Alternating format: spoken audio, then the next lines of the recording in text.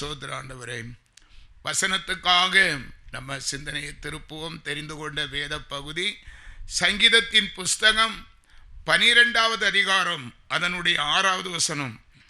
கர்த்தருடைய சொற்கள் மண் குகையில் 7 தரம் உருக்கி புடமிடப்பட்ட வெள்ளிக்கொப்பான சுத்த சொற்களாய் இருக்கிறது. எனக்கு அன்பானவர்களே, நம்ம கரத்திலே கொடுக்கப்பட்டிருக்கிற பரிசுத்த வேதாகமத்தினுடைய வார்த்தை சொல்லுகிறது, கர்த்தருடைய சொற்கள் மண் குகையில் 7 தரம் உருக்கி புடமிட்ட, சுள்ளையில வைத்து சுடுகிற ஓடு செங்கல் இப்படியாய்ப்பட்ட அந்த சுள்ளைக்கு ஒப்பா 7 தரம் உருக்கி புடமிடப்பட்ட வெள்ளிக்கு ஒப்பான சுத்த சொற்களாய் இருக்கிறது. வெள்ளியையும் பொன்னையும் உருக்கி எடுக்கிறது போல 7 குகையின் 7 தரம் உருக்கி, 7 தரம், அல்லேலூயா, 7 நாட்கள் 7 தரம், 7 வாரம், 7 வருஷம், 7 என்கிற தலைப்பிலே கர்த்தருடைய வார்த்தை நமக்கு கொடுக்கிற ஆசீர்வாதத்தை தியானிக்க போகிறோம். அல்லேலூயா. வேதம் சொல்லுகிறது, எபேசியருக்கு எழுதின நிருபம் அதனுடைய 5வது அதிகாரம் 16வது வசனம், நாட்கள் பொல்லாதவைகளாய் இருக்கிறபடினாலே காலத்தை பிரயோஜனப்படுத்திக் கொள்ளுங்கள் என்று ஆண்டவர் சொல்லுகிறார். இன்னைக்கு நமக்கு கொடுக்கிற வார்த்தை 7 நாட்கள். 7 நாட்கள் என்கிற தலைப்பிலே கர்த்தருடைய பரிசுத்த வேதாகமத்தில் 7 என்கிற வார்த்தையை கொண்டு கர்த்தர் ஆசீர்வதித்தது, கர்த்தர் காரியத்தை செய்து முடித்தது, அதில் உள்ள நன்மை தீமையை குறித்து நம்ம வேதத்திலே ஆராய போகிறோம். அல்லேலூயா. நாட்கள் பொல்லாதவைகள், காலத்தையும் நேரத்தையும் உருவாக்கின ஆண்டவர். ஜனவரி மாதம் ஆங்கில புத்தாண்டு கிறிஸ்து பிறப்புக்கு முன் பின் என்று எழுதப்பட்ட உலகமே நிர்ணயிக்கக்கூடிய அந்த நாட்களையும் காலங்களையும் வருஷங்களையும் உருவாக்கின நம்முடைய ஆண்டவருடைய வார்த்தை ஒவ்வொரு நாளும் நமக்கு பிரயோஜனம் உள்ளது. அல்லேலூயா. தொடர்ந்து அதை நம்ம விசுவாசிக்க போகிறோம். இந்த 7 நாட்கள் 7 காலங்கள் 7 காரியங்கள் என்னவென்று நம்ம அறிந்து தெரிந்து கொள்ள ஆசைப்படுகிறேன். பாருங்க, ஆதியாகமம் புஸ்தகம் 2வது அதிகாரம் 2வது வசனம், தேவன் தாம் செய்த தம்முடைய கிரியையை 7ஆம் நாளிலே நிறைவேற்றி தாம் உண்டாக்கின தம்முடைய கிரியைகளை எல்லாம் முடித்த பின்பு 7ஆம் நாளிலே ஓய்ந்திருந்தார். அல்லேலூயா. ஆண்டவர் இந்த உலகத்தை சிருஷ்டித்தார். கோணலும் மாணலுமாய் இருந்த உலகத்தை ஆண்டவர் பூமியை தனியாய், ஜலத்தை தனியாய், ஜலத்தை கடலாகவும் பூமியை பூமியாகவும் வானத்தை உயரவும் எல்லாத்தையும் ஒழுங்குபடுத்தி சீர்படுத்தி இயற்கை அழகுபடுத்தி தாவரங்களை உருவாக்கி மிருக ஜீவன்களை உருவாக்கி மனிதர்களை உருவாக்கி 6 நாள் தன்னுடைய காரியங்களை முடித்து 7வது நாள் அவர் ஓய்ந்திருந்தார் என்று சொல்லப்பட்டிருக்கிறது. 7வது நாள் பரிசுத்த ஓய்வு நாள். ஆண்டவர் ஒரு வேலையும் செய்யாதபடி அது ஓய்ந்திருந்த நாள். ஓய்ந்திருந்து அவர் சும்மா இருக்கவில்லை. வேதம் சொல்லுகிறது, ஆதியாகமம் புஸ்தகம் 2வது அதிகாரம் 3வது வசனம், தேவன் தாம் சிருஷ்டித்து உண்டு பண்ணின தம்முடைய கிரியைகளை எல்லாம் முடித்த பின்பு அதிலே ஓய்ந்திருந்தபடியால் தேவன் 7ஆம் நாளை ஆசீர்வதித்து அதை பரிசுத்தமாக்கினார். அல்லேலூயா. அந்த 7ஆம் நாள், வாரத்தில் வரக்கூடிய 7வது நாள், அந்த ஓய்வு நாள் நமக்கு இஸ்ரவேலுக்கு ஒரு பெரிய ஆசீர்வாதத்தின் நாளாகவே ஆண்டவர் மாற்றினார். கவனிங்க, 6 நாளும் உலகத்தை எல்லாம் சிருஷ்டித்து மனுஷரை எல்லாம் படைத்து 7வது நாள் ஓய்ந்திருந்தாலும் அதை இஸ்ரவேலுக்கு சாதகமாகவே அவருடைய பிள்ளைகளாகிய மனுக்குலமாகிய நமக்கு அவர் எல்லாவற்றிலும் எப்போதும் நம்மை ஆசீர்வதிக்க பிரியமுள்ளவராய் இருக்கிறார் என்பதை இந்த வசனம் எவ்வளவு அழகாக உறுதிப்படுத்துகிறது. 7ஆம் நாளும் கர்த்தர் சும்மா இருக்கவில்லை. அந்த 7ஆம் நாள் தேவன் அவருடைய பிள்ளைகளாகிய நம்மை ஆசீர்வதித்து அதை பரிசுத்தமாக்கினார் என்று சொல்லப்பட்டு இருக்கிறது. அல்லேலூயா. இன்னும் நம்ம அந்த 7வது நாட்களை குறித்து விசுவாசிக்க போறோம். ஆதியாகமம் புஸ்தகம் 6வது அதிகாரம் 5வது வசனம் சொல்லுகிறது, மனுஷனுடைய அக்கிரமம் பூமியிலே பெருகினது என்றும் அவன் இருதயத்தின் நினைவுகளின் தோற்றம் எல்லாம் நித்தமும் பொல்லாதது என்றும் கர்த்தர் கண்டார். அல்லேலூயா. ஆண்டவர் உலகத்தை சிருஷித்தார், இயற்கையை சிருஷித்தார், தாவரங்களை சிருஷித்தார், மனித மிருகங்களை சிருஷித்தார், பறவைகள் மீன்கள் எல்லாத்தையும் சிருஷித்து அவைகளெல்லாம் ஆண்டு கொள்ளும்படி மனிதர்களையும் சிருஷித்து அழகுபடுத்தி அவரை போல பரிசுத்தமாய் வாழ்வார்கள் என்று எதிர்பார்த்து காத்திருந்தார். அல்லேலூயா. ஆனால் மனுஷனுடைய அக்கிரமம் பூமியிலே ஆதியாகமம் 6:5 பெருகினது என்று அவன் இருதயத்தின் நினைவுகள் தோற்றமெல்லாம் நித்தமும் பொல்லாதது. மனுஷனுடைய இருதயம் திருக்குள்ளது போல இருந்தது போல மனுஷனும் நித்தமும் பொல்லாததையே சிந்திக்க ஆரம்பித்ததினாலே ஆண்டவர் மனுஷனதை படைத்ததற்காக அவர் மிகவும் விசனப்பட்டார் என்று அந்த 7வது வசனம், ஆதியாகமம் 6வது அதிகாரம் 7வது வசனத்தில், அப்பொழுது கர்த்தர், நான் சிருஷித்த மனுஷனை பூமியின் மேல் வைக்காமல் மனுஷன் முதற்கொண்டு மிருகங்கள், ஊரும் பிராணிகள், ஆகாயத்து பறவைகள் பரியந்தமும் உண்டாயிருக்கிறவைகளை நிக்கிரகம் பண்ணுவேன், நான் அவர்களை உண்டாக்கினது எனக்கு மனஸ்தாபமாயிருக்கிறது என்றார். அல்லேலூயா. அவர் ஆண்டவர் பரிசுத்த தெய்வம்.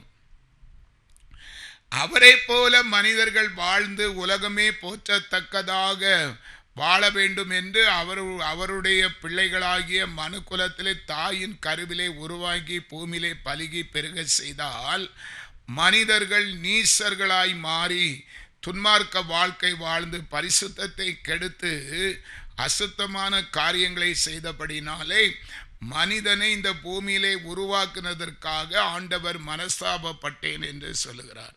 அதனுடைய விளைவு என்னாச்சு?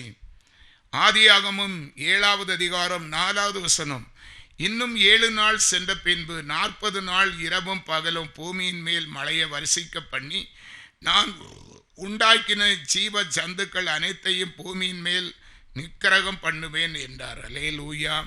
ஆண்டவர் விசனப்பட்டபடினாலும் அந்த நாட்களிலே ஆண்டவருக்கு பிரியமாயிருந்த நோவா என்கிற ஒரு மனுஷன் இருந்தார். அந்த நோவா என்கிற மனுஷன் ஆண்டவருக்கு பிரியமாய் வாழ்ந்ததுனால அந்த மனுஷனை கொண்டு ஒரு பெரிய பேழையை ஆண்டவர் உண்டு பண்ண கட்டளையிட்டார். பல வருஷங்கள் அதை செய்து முடித்தார்கள்.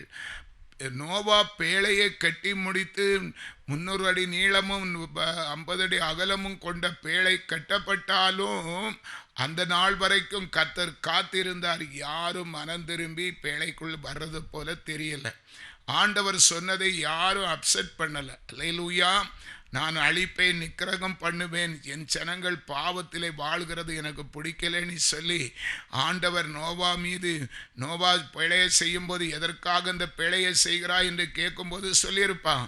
ஆனாலும் கர்த்தருடைய வார்த்தையை அசட்டை பண்ணினபடினாலே அல்லேலூயா சோதரம், ஆண்டவர் சொன்னார், இன்னும் 7 நாட்கள் தான் உண்டு, அந்த 7 நாட்களிலே நான் மனுஷனையும் மிருகங்களையும் நிக்கிரகம் பண்ணுவேன் என்று சொல்லி எச்சரித்தார். அந்த 11வது வசனம், ஆதியாகமம் 7:11, நோவாவுக்கு 600ஆம் வயதாகும் வருஷம் 2ஆம் மாதம் 17ஆம் தேதி ஆகிய அந்நாளிலே மகா ஆழத்தின் ஊற்று கண்கள் எல்லாம் பிளந்தன, வானத்தின் மதுகளும் திறவுண்டன. ஆண்டவர் சொன்ன வார்த்தைக்கு கடைசியாக ஒரு 7 நாள் உண்டு என்று எச்சரிப்பின் உச்சத்தை சொன்ன பிறகும் ஒருவரும் மனம் திரும்பாத பட்சத்திலே ஆண்டவர் அல்லேலூயா மகாளத்தின் ஊற்று கண்களை எல்லாம் திறக்க செய்தார். வானத்து மதகளும் திறவு உண்டது. அல்லேலூயா சோத்ரம் சோத்ரம் சோத்ரம். ஆதியாகமம் 7:12 சொல்லுகிறது, 40 நாள் இரவும் பகலும் பூமியின் மேல் பெருமழை பெய்தது. 13வது வசனம் 7:13, அன்றை தினமே நோவாவின் குமாரராகிய சேமும் காமும் யாபேத்து அவரோடு கூட நோவாவின் மனைவியும் அவன் குமாரரின் 3 மனைவிகளும் பேழைக்குள் பிரவேசித்தார்கள். நோவாவின் குடும்பமாகிய நோவாவுடைய மனைவி 3 ஆண்மகள்கள், ஆண்மகளுக்கு மனைவியாக வந்த 3 மருமக்கள், அப்படி 8 பேர் மாத்திரம் பேழைக்குள் தப்புவிக்கப்பட்டார்கள் என்று சொல்லப்பட்டு இருக்கிறது. அந்த எச்சரிப்பு நாள் 7வது நாள். பிரியமானவர்களே, தயவு செய்து ஆண்டவர் உண்டாக்கின நாள், ஆண்டவர் ஏற்படுத்தின காலம், ஆண்டவர் ஏற்படுத்தின சகலமும் அவரால் உருவானது. அப்படி நம்மை உருவாக்கி அழகுபடுத்தி நம்மை நேசிக்கிற தேவனுக்கு அவருடைய படைப்பின் காரணராகிய பிள்ளைகள் நாம அவருக்கு பிரியமானதை செய்தால் நோவாவை போல நாம பேழைக்குள் காக்கப்படுவோம் என்பது அதிக நிச்சயமா இருக்கிறது. இன்னும் அந்த 7 நாட்களை குறித்து வேதத்திலே நம்ம தியானிப்போம் என்று சொன்னால், ஆதியாகமம் புஸ்தகம் 41வது அதிகாரம் அதனுடைய 1வது வசனம். 2 வருஷம் சென்ற பின்பு பார்வோன் ஒரு சொப்பனம் கண்டான். அது என்னவென்றால், அவன் நதியண்டையிலே நின்று கொண்டிருந்தான். 41:2. அப்பொழுது அழகும் புஷ்டியுமான 7 பசுக்கள் நதியிலிருந்து ஏறி வந்து புல் மேய்ந்தது. அல்லேலூயா. இந்த வசனம் பார்வோன் ஒரு சொப்பனம் காண்கிறதாக வேதம் குறிக்கப்பட்டிருக்கிறது. பார்வோன் ஒரு சொப்பனம் காண்கிறான். அவன் சொப்பனத்திலே அவன் நதியண்டையிலே நின்று கொண்டிருக்கிறான். அப்போது அழகும் புஷ்டியுமான 7 பசுக்கள் நதியிலிருந்து ஏறி வந்து புல் மேய்ந்தது. இந்த அழகும் புஷ்டியுமான 7 பசுக்கள் 7 காலங்களை குறிக்கிறது. 7 வருஷங்களை கூட நம்ம சொல்லலாம். 7 வருஷங்களை குறிக்கிறது. இந்த 7 வருஷம் என்று சொல்வது அது புஷ்டியும் பசுமையுமான பசுக்கள், கொழுமையான பசுக்கள், ஆசீர்வாத பசுமையான பசுக்கள், ஆசீர்வாதத்தின் வருஷங்கள். 7 காலம், 7 பசுக்களும் 7 காலமா, 7 வருஷமாம். 7 வருஷமும் செழிப்பும் நன்மையும் புகழ்ச்சியும் தேசத்திலே உண்டாயிருக்கும் என்பதற்கு அடையாளமாக அது இருக்கிறது. அல்லேலூயா, சோதரம். ஆமா. இனி பாருங்க, அடுத்த ஒரு 7 பசுக்கள் காலங்கள் வருகிறது. 41:3. அவைகளுக்கு பின் அபலட்சணமும் கேவலமுமான வேறு 7 பசுக்கள் நதியிலிருந்து ஏறி வந்து நதி ஓரத்தில் மற்ற பசுக்கள் அண்டையிலே நின்றது. ஆதியாகமம் 41:4. அபலட்சணமும் கேவலமுமான பசுக்கள் அழகும் புஷ்டியுமான 7 பசுக்களையும் பட்சித்து போட்டது. இப்படி பார்வோன் கண்டு விழித்து கொண்டான். அல்லேலூயா. எனக்கு அன்பானவர்களே, நமக்கு கொடுக்கப்பட்டிருக்கிற 7 பசுக்கள், புஷ்டியும் பசுமையுமான பசுக்கள் கிருபையின் காலங்களை குறிக்கிறது. கிருபையின் காலங்கள். கிருபையின் காலங்கள்னா ஆண்டவர் விரும்புகிற காலங்கள். நம்மை படைத்த தேவன் எவ்வளவாய் நம்மை ஆசீர்வதிப்பதிலே கரிசனமாய் இருக்கிறார், ஆர்வமாய் இருக்கிறார், சந்தோஷமாய் இருக்கிறார். இதே போல அவருடைய படைப்பில் உருவாகியிருக்கிற, அவருடைய சாயலை தரித்து கொண்டு அவருடைய ஜீவனை பெற்றிருக்கிற மனுக்குலமாகிய நாமும் ஆண்டவருக்கு பிரியமாக வாழ்வதைத்தான் நம்ம குறிக்கோளாக கொள்ள முடியும். அவர் பரிசுத்த தேவன். அவரை போல நாமளும் இருக்க வேண்டும். ஒரு தகப்பன் தந்தையை போலத்தான் பிள்ளைகளும் இருக்க வேண்டும் தான் பேரண்ட்ஸ் விரும்புவார்கள். அல்லேலூயா. அப்படி என்றால் அவர் ஏற்படுத்தி இருக்கிற இந்த காலம், இன்னைக்கு இப்ப இருக்கிற காலம், இன்றைக்கு நம்ம மத்தியிலே கர்த்தர் பேசி கொண்டு இருக்கிற இது கிருபையின் காலம். அல்லேலூயா. இது கிருபையின் காலம். பிரியமானவர்களே, இன்றைய தருணம் இந்த சத்தத்தை கேட்டுக்கொண்டிருக்க, ஏன்னு சொன்னா அற்பமும் குப்பையும் தூசியும் சாம்பலும் ஒன்றுக்கும் உதவாத அற்பமான எண்ணெயும் ஆண்டவர் சுவிசேஷ அறிவிப்பதற்கு கிருபை செய்திருக்கிறார். இதுதான் கிருபையின் காலம், ஆசீர்வாதத்தின் காலம், வெளிச்சத்தின் காலம், பகலின் காலம். கிருபையான அன்பான தேவ பிள்ளைகளை தயவு செய்து நினைத்து பாருங்கள். இது செழிப்பான காலம். யார் வேணாலும் சுவிசேஷ அறிவிக்கிற ஒரு கிருபையை நம்ம பெற்றிருக்கிறோம். இந்த 7 ஆண்டுகள், இந்த 7 பசுக்கள் சொல்லுகிற 7 காலங்களிலே கிடைச்சிருக்கிற காலங்கள். அல்லேலூயா. 7 நாட்கள், 7 வருஷங்கள், 7 வாரங்கள், 7 மாதங்கள் எதுவாக இருந்தாலும் 7 என்ற கணக்கிலே அவர் கொடுத்து நம்மை ஆசீர்வதிக்கிற, அவர் அந்த சமயத்தை நமக்கு கொடுத்திருக்கிறார் என்றால் இந்த கிருபையின் நாட்களை பிரயோஜனப்படுத்தி நமக்கு இருக்கிறோமா? எத்தனை பேர் பிரயோஜனப்படுத்துகிறோம் இந்த செழிப்பின் ஆண்டுகளை? இது சுவிசேஷ அறிவிக்கிறது. உண்மையிலே இந்த செழிப்பின் காலத்தில் கர்த்தராகிய தேவனாகிய நம்முடைய அன்பு தகப்பன், நம்மளை படைச்சவர், நம்முடைய தாயிலே கருவிலே உருவாகி நம்மை முன்குறித்த நேசர் விரும்புகிறதை செய்கிறது தான் உலகத்திலே செழிப்பான ஒரு நாள். அல்லேலூயா.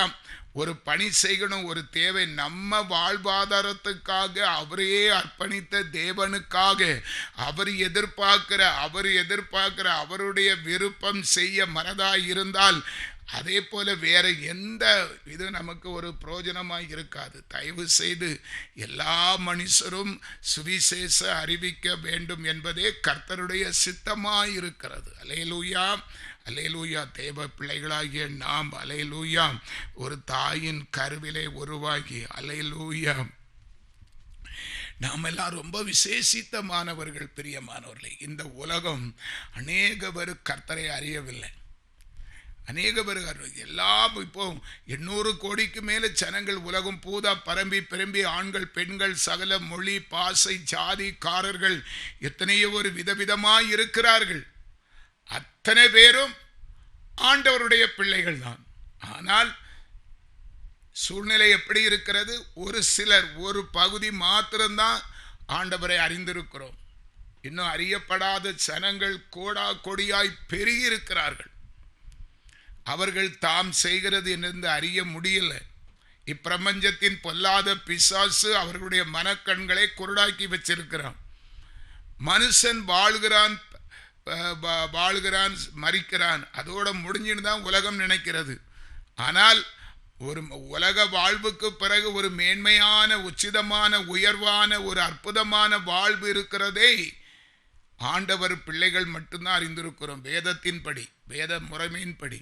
அதனால அறியப்படாத இருக்கிறவர்களுக்கு சுவிசேஷ அறிவிக்கப்பட வேண்டுமா கூடாதா? கொஞ்சம் நினைச்சு பாருங்க. அப்படி பூலோகத்தில் ஆண்டவருடைய சித்தத்தின்படி ஜனிபிக்கப்பட்ட மக்கள் தன்னுடைய பூலோக ஓட்டத்தை முடித்து பரலோக ராஜ்யத்திலே ஒருவர் தவறாம அனைவரும் பரலோகம் அப்படியே வர வேண்டும் என்பதுதான் படைத்தவருடைய விருப்பம். அதற்கான அநேக லட்சம் கோடிகள் அபாத்திரமாய் இருக்கிறதுனால அவருடைய பிள்ளைகளாய், அவருக்கு விரும்புகிற பிள்ளைகளாய், அவர் நேசிக்கிற பிள்ளைகள் செய்கிற ஒரு காரியம், இந்த கிருபையின் செழிப்பின் நன்மையின் புஸ்தியும் அழகுமான நாட்களிலே சுவிசேஷ அறிவிப்பது ஒன்றேதான். அல்லேலூயா. நம்முடைய தாயின் கருவிலே இது என் மகன் என் மகள், என்னுடைய சத்தத்தை கேட்டு என்னுடைய சித்தத்தை இவர்கள் செய்வார்கள் என்றுதான் ஆண்டவர் நம்மை படைத்திருக்கிறார். நம்முடைய தாயின் வயிற்றிலே என் தாய் உருவாகும் முன்னே என் கருவை கண்டீரையா, என் பெயர் உருவாகும் முன்னே பெயர் சொல்லி அழைத்தீரையா, என் தாய் உருவாகும் முன்னே என் கருவை கண்டீரையா, என் பெயர் உருவாகும் முன்னே பெயர் சொல்லி அழைத்தீரையா. எப்படிப்பா உமக்கு நன்றி சொல்லுவேன், சொல்ல வார்த்தையே இல்லை. நீங்க போதும், என் வாழ்க்கை முழுவதும் வேறு ஆசையே இல்லை. எப்படிப்பா உமக்கு நன்றி சொல்லுவேன், சொல்ல வார்த்தையே இல்லை. நீங்க போதும், என் வாழ்க்கை முழுவதும் வேறு ஆசையே இல்லை. என் தாய் உருவாகும் முன்னே என் கருவை கண்டீரையா, என் பெயர் உருவாகும் முன்னே பெயர் சொல்லி அழைத்தீரையா. எலும்புகள் உருவாகல, நரம்புகள் உருவாகல, தசைகளும் உருவாகல, தரிசனம் உருவானதே தாய் கருவிலே, தரிசனம் உருவானதே. எலும்புகள் உருவாகல, நரம்புகள் உருவாகல, தசைகளும் உருவாகல, தரிசனம் உருவானதே தாய் கருவிலே, தரிசனம் உருவானதே. எப்படிப்பா உமக்கு நன்றி சொல்லுவேன், சொல்ல வார்த்தையே இல்லை. நீங்க போதும், என் வாழ்க்கை முழுவதும் வேறு ஆசையே இல்லை. எப்படிப்பா உமக்கு நன்றி சொல்லுவேன், சொல்ல வார்த்தையே இல்லை. நீங்க போதும், என் வாழ்க்கை முழுவதும் வேறு ஆசையே இல்லை. என் தாய் உருவாகும் முன்னே என் கருவை கண்டீரையா, என் பெயர் உருவாகும் முன்னே பெயர் சொல்லி அழைத்தீரையா. அழியாமல் அணைத்து கொண்டீர், கலையாமல் காத்து கொண்டீர், குறைவின்றி பிறக்க செய்தீர், பத்திரமாய் என்னை சுமந்தீரே. தாய் கருவிலே பத்திரமாய் என்னை சுமந்தீரே. அழியாமல் அணைத்து கொண்டீர், கலையாமல் காத்து கொண்டீர், குறைவின்றி பிறக்க செய்தீர், பத்திரமாய் என்னை சுமந்தீரே. தாய் கருவிலே பத்திரமாய் என்னை சுமந்தீரே. எப்படிப்பா உமக்கு நன்றி சொல்லுவேன், சொல்ல வார்த்தையே இல்லை. நீங்க போதும், என் வாழ்க்கை முழுவதும் வேறு ஆசையே இல்லை. எப்படிப்பா உமக்கு நன்றி சொல்லுவேன், சொல்ல வார்த்தையே இல்லை. நீங்க போதும், என் வாழ்க்கை முழுவதும் வேறு ஆசையே இல்லை. என் தாய் உருவாகும் முன்னே என் கருவை கண்டீரையா. என் பெயர் உருவாகும் முன்னே பெயர் சொல்லி அழைத்தீரையா. சோதரம். அல்லேலூயா. பிரியமானவர்களே, கிருபையின் காலம், இந்த 7 காலங்களுக்குள்ளே இந்த கிருபையின் ஒருவேளை அந்த வேதத்திலே சொன்னது போல ஆதியாகமம் 41வது அதிகாரம் 3-4 அவைகளுக்கு பின் அவலட்சணமும் கேவலமுமான 7 பசுக்கள் நதி அண்டையிலே ஏறி வந்து புல் மேய்ந்தது. நான் விசுவாசிக்கிறேன், அவலட்சணமும் கேவலமுமான பசுக்கள் என்று சொல்லப்படுவது அந்தி கிறிஸ்து காலமாயிருக்கலாம், ராக்காலம், இருளின் காலம், சத்துரு ஆளுகை செய்கிற காலம். வேதத்தின் அடிப்படையில் வெளிப்படுத்தின விசேஷம் 13வது அதிகாரம் சொன்னது போல அந்தி கிறிஸ்து காலங்களிலே 7 வருஷம் கர்த்தர் இந்த உலகத்தை ஆட்சி செய்ய அனுமதி கொடுப்பார். அது ஒரு ராக்காலம், இருளின் ஆட்சி காலம். யாருமே சுவிசேஷம் கர்த்தரை குறித்து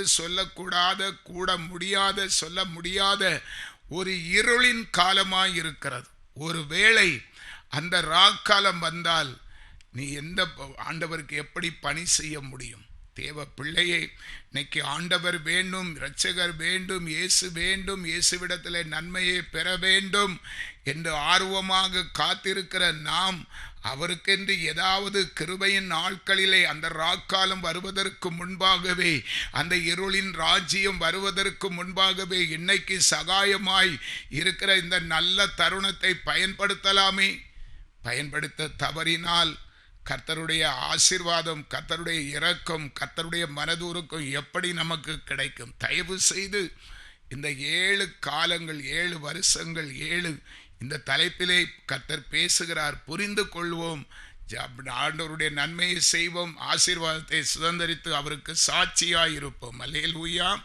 இன்னொரு மனுஷனை நம்ம பார்க்க போறோம். அல்லேலூயா. சோதரம்.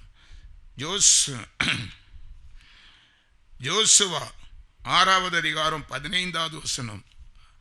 அல்லேலூயா.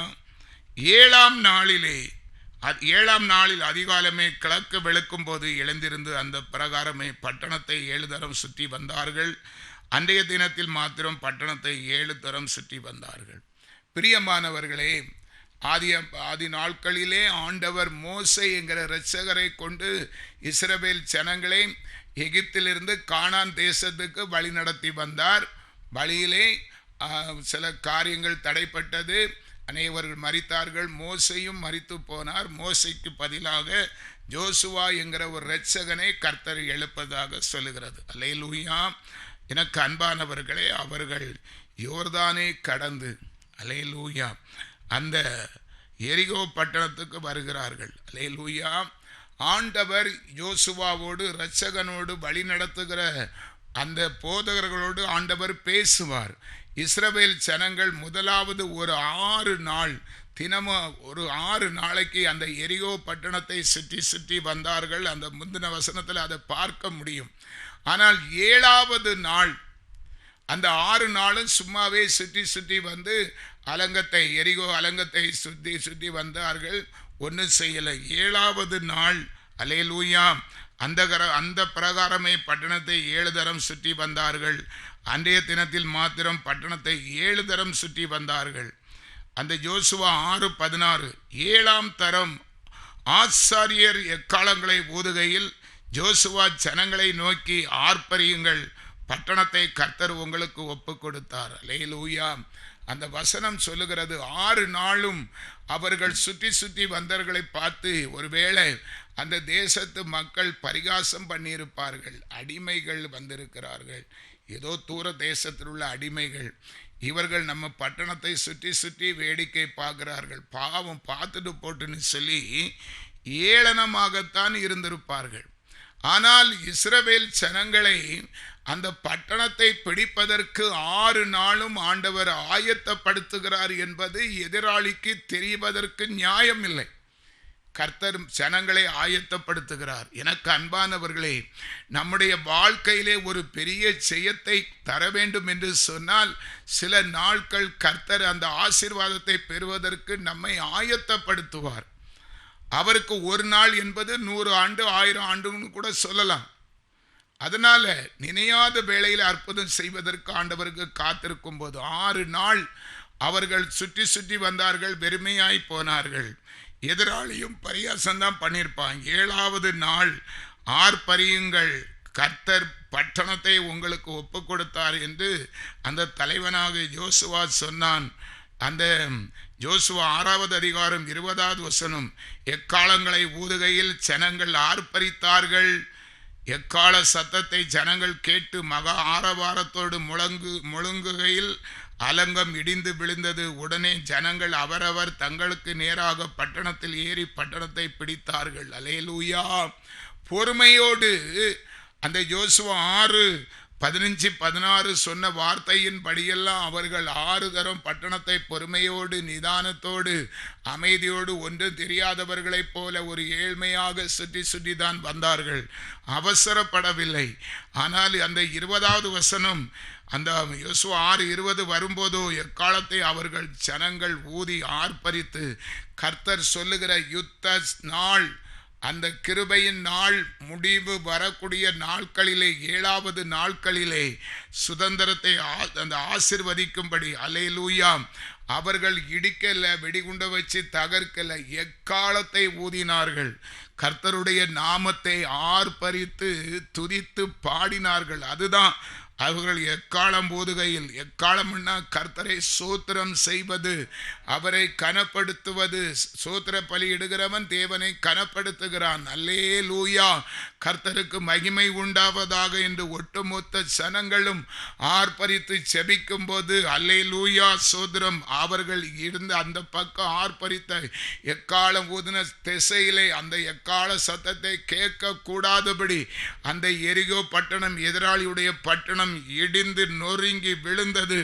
அந்தந்த இடத்திலே அவர்கள் அதை சுதந்திரித்து பட்டணத்தை பிடித்து கொண்டார்கள் என்று வேதம் சொல்லுகிறது. அல்லேலூயா. இதே போல பிரியமானவர்களை 7 நாள் அவருக்கு ஒரு லேசான ஒரு காரியம். நம்ம வசனத்தை மனசிலே வைத்து வையுங்கள், கர்த்தர் நம்மை ஆசீர்வதிக்கட்டும். அல்லேலூயா. 1 ராஜாக்கள் 18வது அதிகாரம் 42வது வசனம், ஆகாப் போஜனம் பானம் பண்ண போனான். பின்பு எலியா கர்மேல் பர்வதத்தினுடைய சிகரத்தின் மேல் ஏறி தரையிலே பணிந்து தன் முகம் தன் முழங்கால் படியிட குனிந்து 18:43 தன் ஊழியக்காரனை நோக்கி, நீ போய் சமுத்திர முகமாய் பார் என்றான். அவன் போய் பார்த்து ஒன்றும் இல்லை என்றான். நீ இன்னும் 7 தரம் போய் பார் என்றான். அல்லேலூயா. எனக்கு அன்பானவர்களே, இது ராஜா எலியாவை குறித்து சொல்லப்பட்ட தீர்க்க தரிசனம். ஆகாப் ராஜாவிடத்தில் எலியா சவால் விட்டிருந்தான். கர்த்தருடைய நாமத்தினாலே கர்த்தருக்கு முன்பாக நிற்கிற எலியாவாகிய நான் சொல்கிறேன், நீ தாறுமாறான ஆட்சி செய்கிறபடினாலே 3.5 வருஷம் உன் தேசத்திலே மழை பெய்யாதுன்னு சொன்ன தீர்க்க தரிசி எலியா. அதன்படி ஆண்டவர் வானத்தை அடைத்தார். இப்போது அந்த நாட்கள் முடிஞ்சு மறுபடியும் ஆண்டவர் மழையை கொடுக்கிற தருணத்திலே அந்த எலியா கார்மேல் பர்வதத்திலே ஏறி தன்னுடைய முகம் தலை தாழ்த்தி தரையில மட்டும் குனிந்து அந்த வேலைக்காரனிடத்தில் சொல்லுகிறான், சமுத்திர முகமாய் போய் பாரு என்று சொல்லும்போது அவன் 6 தடவை போயும் ஒன்றுமில்லை என்று சொல்லுகிறான். 7வது தடவை போகும்போது அல்லேலூயா, உள்ளங்கை, ஒரு மனுஷனுடைய உள்ளங்கை அத்தனை சிறிய மேகம் எழும்புகிறது. அல்லேலூயா, 7ஆம் தரம், அந்த 7ஆம் தரம். அல்லேலூயா.